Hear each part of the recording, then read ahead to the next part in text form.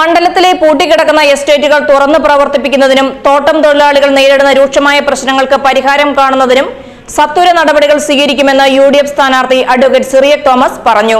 തെരഞ്ഞെടുപ്പ് പ്രചാരണത്തിന്റെ ഭാഗമായി മണ്ഡലത്തിലെ വിവിധയിടങ്ങളിൽ പര്യടനം നടത്തുകയായിരുന്നു അദ്ദേഹം. കഴിഞ്ഞ 20 വർഷത്തിലധികമായി ഇവിടെ തോട്ടം മേഖലയിലെ പ്രതിസന്ധി രൂക്ഷമായി നിൽക്കുന്നു. തോട്ടങ്ങൾ അടഞ്ഞുപോയി.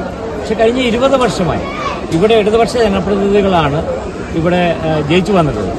പക്ഷേ ഓരോ പ്രാവശ്യവും തെരഞ്ഞെടുപ്പ് വരുമ്പോഴത്തേക്ക് ചില പ്രഖ്യാപനങ്ങൾ നടത്തിയിട്ട് പോവുകയല്ലാതെ ഇവിടെ പ്രശ്നങ്ങൾക്ക് യാതൊരു പരിഹാരവുമുണ്ട്. ഒരു ദീർഘകാലാടിസ്ഥാനത്തിലുള്ളതും അതുപോലെ തന്നെ പെട്ടെന്ന് ചെയ്യേണ്ട നടപടികളുമുണ്ട്. അതൊന്നും ചെയ്യാനായിട്ട് സാധിച്ചില്ല, ഇവർ ശ്രദ്ധിച്ചില്ല എന്നുള്ളത്. നമുക്ക് അടുത്ത കാലത്ത് തന്നെ നമ്മൾ നോക്കിയല്ലോ. കഴിഞ്ഞ ദിവസം രാഹുൽ ഗാന്ധി വന്നപ്പോൾ അദ്ദേഹം തോട്ടം മേഖലയിൽ വന്നു, തൊഴിലാളികളെ കണ്ടു, അവരുടെ ബുദ്ധിമുട്ടുകൾ അദ്ദേഹം മനസ്സിലാക്കി. പക്ഷേ കഴിഞ്ഞ 10 വർഷമായിട്ട് ഇവിടെ ഒരു മന്ത്രിയോ അല്ലെങ്കിൽ മുഖ്യമന്ത്രി തന്നെ പല പ്രാവശ്യം ഇതുവഴി കടന്നു പോയിട്ട് ഇവിടെ ഒന്ന് തിരിഞ്ഞു കയറിയതായിട്ട് ആർക്കും അറിയില്ല.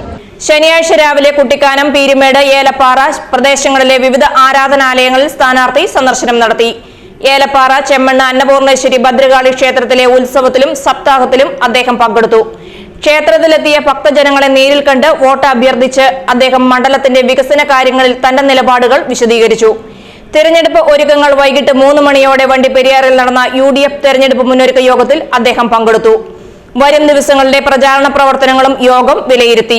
അഡ്വക്കേറ്റ് സിറിയക് തോമസ് തിങ്കളാഴ്ച രാവിലെ 10 മണിക്ക് വരണാധികാരി മുമ്പാകെ നാമനിർദ്ദേശ പത്രിക സമർപ്പിക്കും.